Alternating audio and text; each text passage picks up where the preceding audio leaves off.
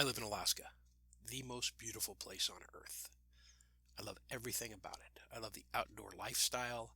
I love the fishing. I love the wildlife. I love the plants, the mountains, the scenery. And I really like to world. It's 26 degrees here in dark Funny River, Alaska. You probably can't see it. Let me see if I can back up a little bit and you will. No snow, but ice everywhere. There's a sheet of ice underneath all this gravel. We'll be putting the Weber to work today on prime rib. Prime rib on the Weber. Stay tuned.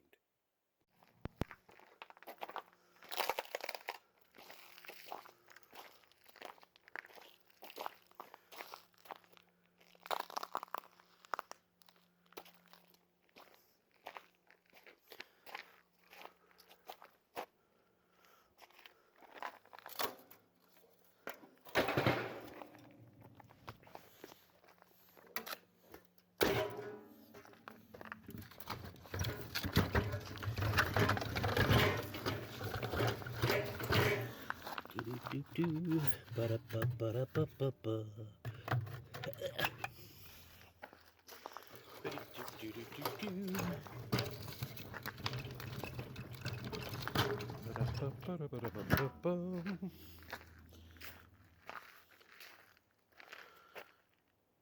Ice there. 26 degrees. Didn't really get any snow, just mostly frost on the trees this morning. Today's Weber time. Right, there we have it. The prime rib roast that we're going to do today. Okay, to season this thing, you only need 3 ingredients. I apologize if it's shaking around a bit because I am using my cell phone because I do not have a camera. So we need 3 ingredients. The first ingredient, 4 actually, is love. That's my daughters when they were very, very little. It's also where Sean keeps his kosher salt. Brianne and Ashley, I love you.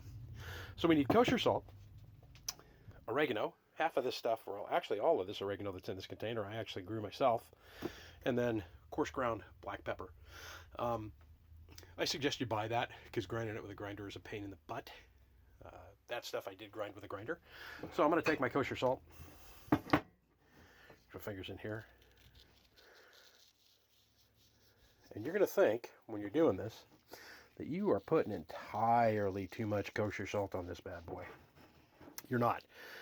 The salt itself doesn't actually go into the meat. A little bit of it will, I would imagine, while it's cooking as the fat's dissolving down. But what you're really doing here is you're creating a crust on the outside of the meat when it's done so that you get that nice herbed crusted taste. A lot of people use bacon, a lot of people use garlic and everything else. I don't. I just stick with these 3 because they are the 3 that are my favorite. Got some coarse ground black pepper here. And as you can see,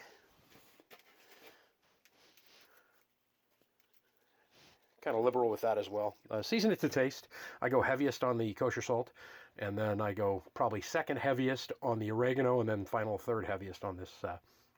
So say like 1 part of salt to 2/3 part oregano to 1/3 part of coarse ground black pepper. You can change that up yourself however you like to do it. What I'm going to do here though is turn this video off now, and I'll go ahead and take a picture of it when it's done. You want to do this and let it rest for about an hour or 2 to come up to room temperature, or start to get closer to room temperature before you throw it on the grill, and you'll actually get a more even cook that way when you do it. All right, I'll see you on the next stage. Okay, I should probably already also mention here that this is a boneless roast of prime rib. I bought it at a place up here called Three Bears, Alaska, and it's kind of a knockoff Costco. They buy most of their meats from Costco, so the meat's generally pretty good. This entire roast right here, about 13 pounds worth, cost me $61. All right. For those that you don't know it, ribeye or rib roast, prime rib roast, is also ribeye steaks. So if you take a knife and steak this whole thing out, you'll have a whole rack. You'd get 13 steaks out of that bad boy, 13 1-pounders. There's a lot of people who think that you need to cook prime rib on the bone. I guess you can. I've never done it that way. I've always done it this way. And that is basically because I don't want to have to deal with it when it's done. I don't want to do the trimming and everything else when it's all finished. This way I could just cut slabs of prime rib for everybody at the table and, dip it in the au jus at the end there. Learn that trick from my brother Bart, and that way you get a beautiful, beautiful piece of meat when it's finished. If you buy it bone on at the grocery store, you can have them cut the bone off and then tie the bone back on again.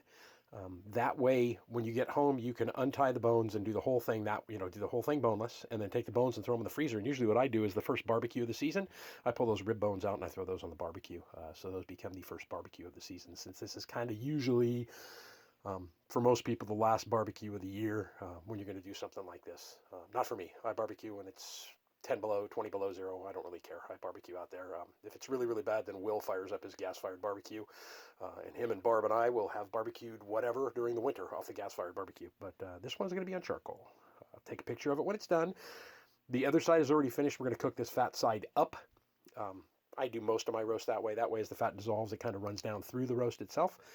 But this is what the side where the bone would be looks like, as you can tell, right in these sections here. The bone has been removed. The whole thing's deboned. Anyway, let's jump back into finishing the seasoning. There you have it, all seasoned up. A lot of oregano in that, huh? Looks like a lot. Underneath that, the crushed black pepper. Underneath that, the kosher salt. Those will all blend together and give you a nice crust all the way around. I'll give you a heads up here. If you're going to do this in the oven at home and you put this in a roasting pan, you want about 1.5 to 2 inch roasting pan, maybe a 3-incher on the side. So you could just, buy an aluminum roasting pan from one of the disposable ones. Put about, I don't know, maybe a 1/2 inch of water in the bottom of it. Flip it over and cook it fat side up like I discussed at 330 degrees for about 2.5 hours to 3 hours to your desired doneness. I can go ahead and give you all those numbers right now, but you can look them up on the internet, what the temperatures are for desired doneness for beef in this case. You want to pull it off 5 to 10 degrees before it hits your target temperature, and the reason for that is because when you're resting it and you throw a 1/10 of aluminum foil over the top of it, it's going to come up a couple of more degrees as it sits there and cools. It's going to cook a little bit more first. Okay, we're going to let this thing rest. We should be firing it up right now. It's about 11:30 in the morning. It's 27 degrees outside. We'll fire up the barbecue here in about an hour. I'll get this thing started at about 12:30. That's it. Okay, we're out at the barbecue here, and you can tell it just really hasn't warmed up at all. It's 27 degrees out here still. I went ahead and set everything up inside. So if you're not familiar with indirect grilling, basically, pull this back here so you can see it. We've got the charcoal on one side, the right side, over there.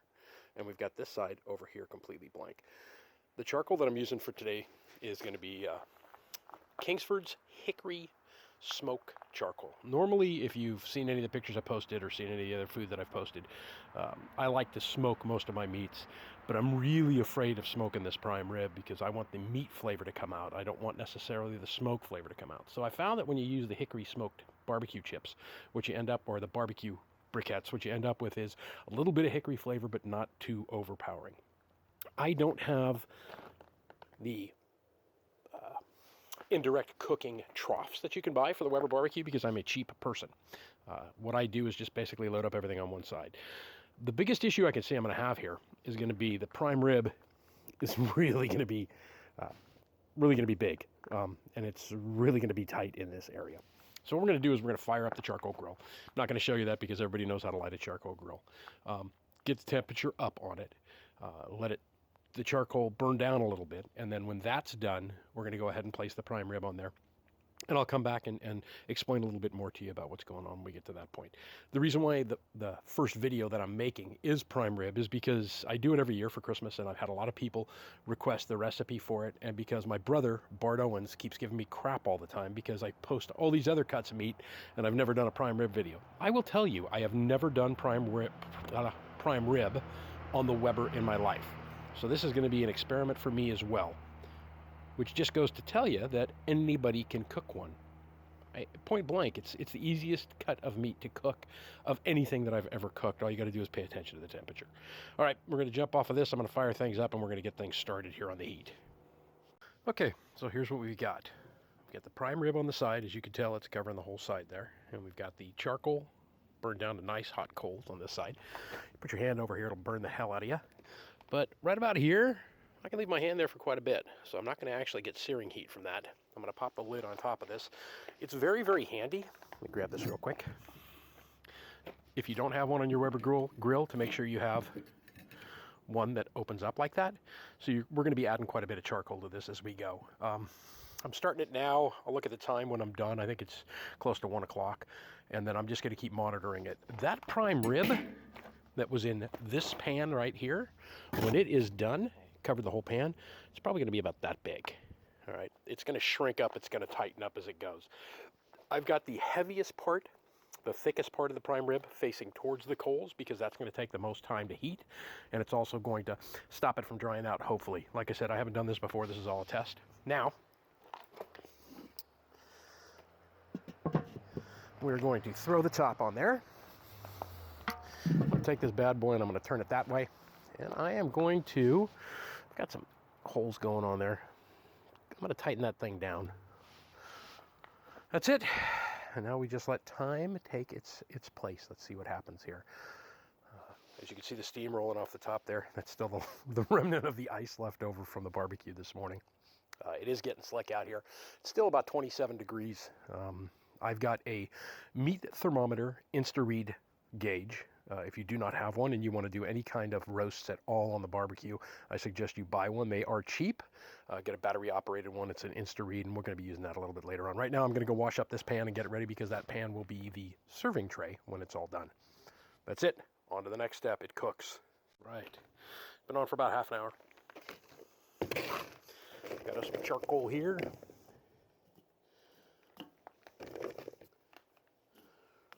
I'm going to come out and check this every 30 minutes or so. Make sure we got plenty of charcoal to keep it nice and hot inside. Can't really tell from the camera, but the prime rib is cooking. The steam's starting to roll off. We'll let that do its thing. Close her back up again. I'm going to open these vents just a little bit more. One of the problems with doing it this way and doing it on the Weber kettle is that every time I lift the lid off, I lose all the heat that I had inside. So it's going to take a little bit longer to cook than it would normally cook, say, on a kettle that you could actually side load, like that bad boy back in the background there that I'm actually found. Somebody gave it to me for free, and I'm actually tearing it apart and rebuilding it. It's got a side smoker box. But that one, I could actually get to a certain temperature. I've got a temperature gauge for the outside to mount on it and everything else. I can get it to that temperature, and I can maintain it without having to open the lid. But that's okay, because this is going to be good. This is going to be very good. That's it for now. See you in another half an hour. Okay, about an hour and a half in, I just went ahead and turned it. Charcoal's still flying on there right now, because I did add some pretty much every 30-minute mark. The neighbor dog obviously smelled it, so she's over here to check everything out. You can see it's starting to get some cookage there on the end. Professional term there, cookage. Part of that, I think, is also because of the smoke, but it's also shrunk up quite a bit. I'm going to go ahead and close this back up again. At about an hour and a half in, looking the way it does right now, I'm thinking that this is probably going to take about 3 hours total to get done. 3, maybe 3.5. Oh, Maggie's here. Anyway, that's where we're at right now. Everything's cooking right along. And all the puppies are over to visit. See you guys in the next one. Alrighty. It's 3 o'clock in the afternoon. You heard me come out. You came over to visit. So it's been on for 2 hours now. Got some nice smoke coming out of the top. Let's open it up and see what we got going on here. Alright. I don't know how well you could tell how much this has actually shrunk up, but I mean, it was before, it was all the way to the edges, and now it's, pretty good. 2.5 inches, 3 inches shrink up on both sides there. It's freaking gorgeous. This is beautiful looking. I'm gonna add a couple of more charcoal briquettes to it, even though I'm not quite down yet. I like where this thing is headed. Be careful you don't burn yourself when you get your hands in there. But you can see it's starting to break away right in here. This is turning out rather nice. I'm pretty impressed with it. But I am 99% sure that this thing's going to take at least another hour. If you're wondering how come I haven't done the temperature gauge with it yet and brought it out to check where it's at, it's because I've been cooking these for a long time and I can really tell when it's getting close and when it's time to bring the temperature gauge out, and I knew I wasn't going to need it now. So with that said, we shall see you in another half an hour. 2 hours in, probably at least an hour more to go. And then we'll add some lump charcoal. We'll pull it off. We'll let it rest, and we'll add some lump charcoal. Get that heat way up. And then we'll do like a reverse sear on it at the end here, so we can sear it and seal out the whole outside of it. That's it for now. All right, 2 hours and 30 minutes in. And this time I did bring out the Insta-Read thermometer. This is a great time of year to go buy these. So at the end of the summer, when they're trying to get rid of all the merchandise they didn't sell, you'll find these on a discount rack and load up with 3 or 4 of them. I think this one cost me like $3 at Fred Meyer's. So let's open it up and see where we're at.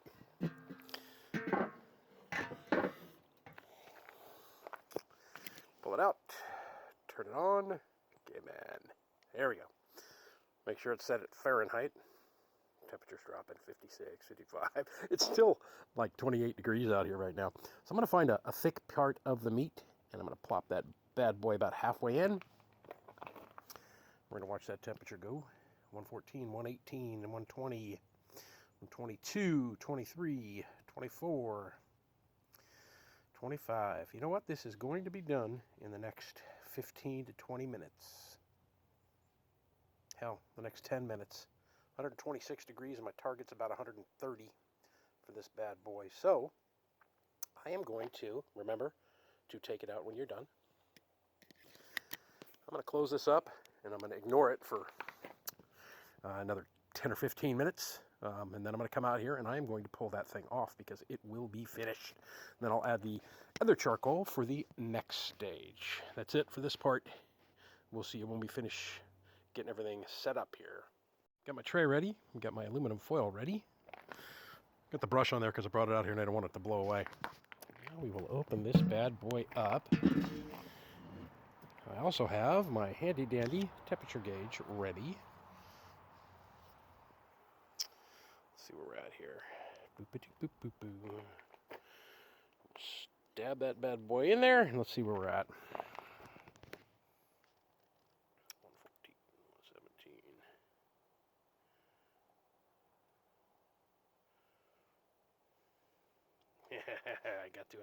Must have got to a little thicker piece of meat there. 124. All right, I'm gonna stab it somewhere else too and see what else we're doing here.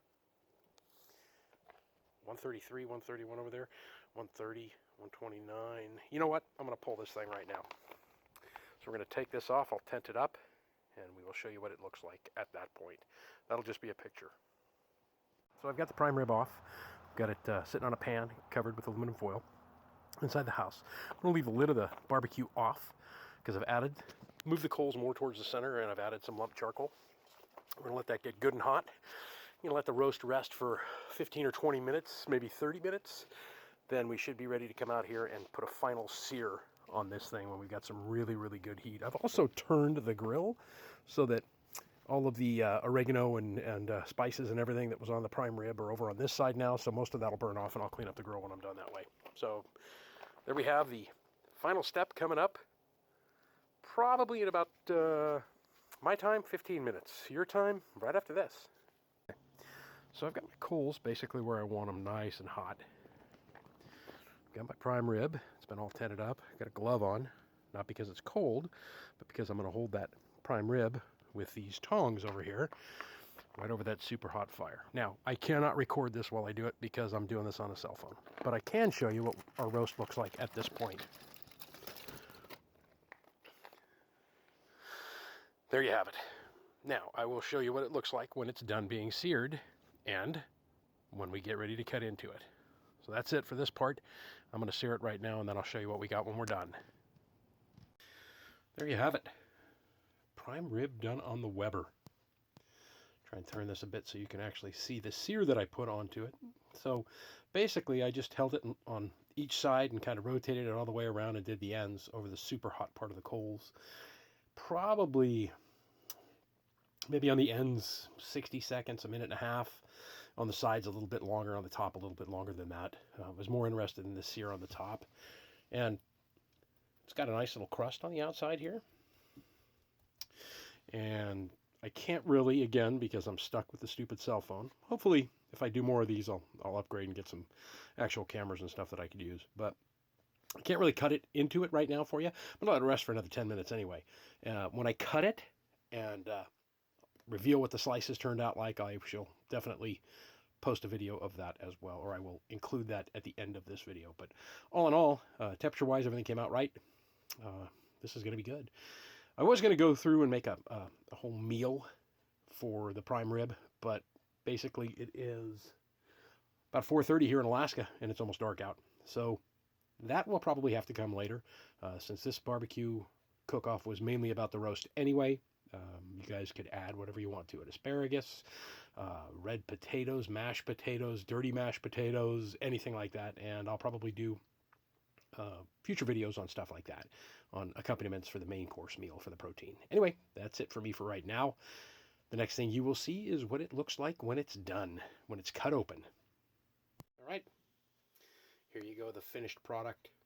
Cut some steaks off of it already for dinner for tomorrow night for Barb and Bob's birthday.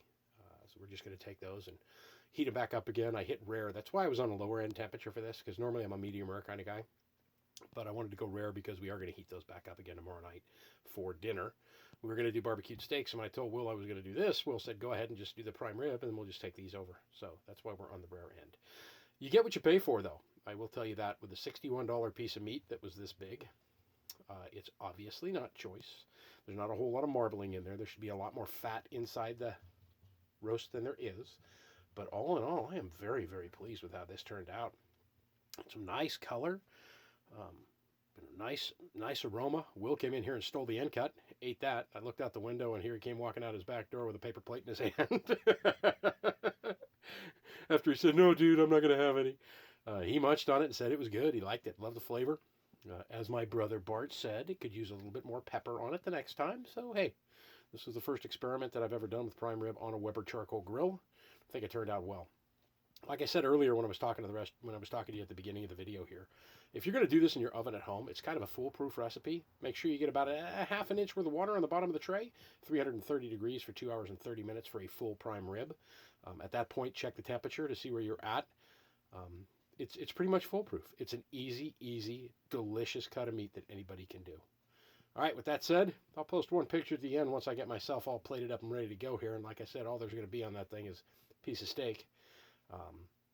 Spent all day long doing this. It was a lot of fun, and I need a beer.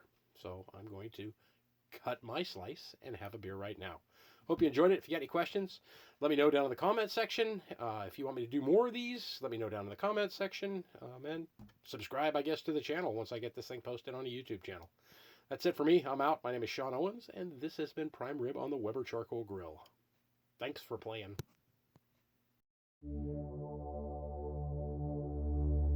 Beside a green mountain where silver streams run, there dwells a fair maiden who has my heart won. Her eyes are as bright as the May morning sun, my sweet little girl from Barna.